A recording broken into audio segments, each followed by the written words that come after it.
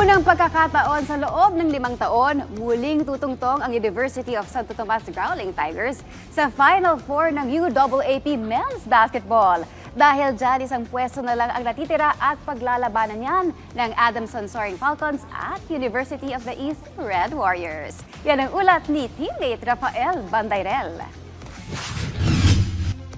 Kilala ang UST Growling Tigers bilang perennial contenders ng UAAP. Halos taon-taon laging on the hunt ang Tigers para sa titulo. Pero simula season 84, sa dulo ng standings nagtatapos ang kampanya ng mga Tomasino. Ngayong season 87, nagbago na ang ihip ng hangin dahil sa unang pagkakataon sa loob ng 5 taon, muli silang nakarating sa playoffs ng liga. Noong Sabado sa Philoil Arena sa San Juan, pinatunayan ng UST na tapos na ang mga araw ng pangungulela. Dinumina ng Tigers ang Adamson Soaring Falcons 75-49 sa pangunguna ng rookie na si Amiel Asido.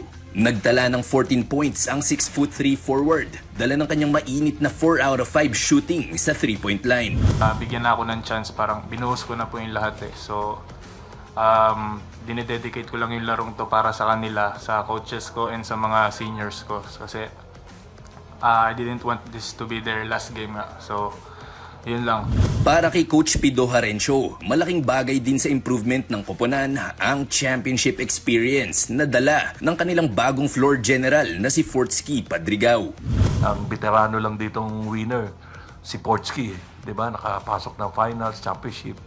And then, yung experience niya, the vast experience na meron si Fortsky, which is na-relate dito kila Nick, kila Amiel, sa mga players na nandito sa UST.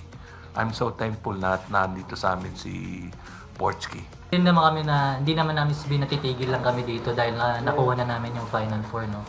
Pero yun, masarap kasama tong mga teammates ko, masarap makipaglaban kasama tong mga to.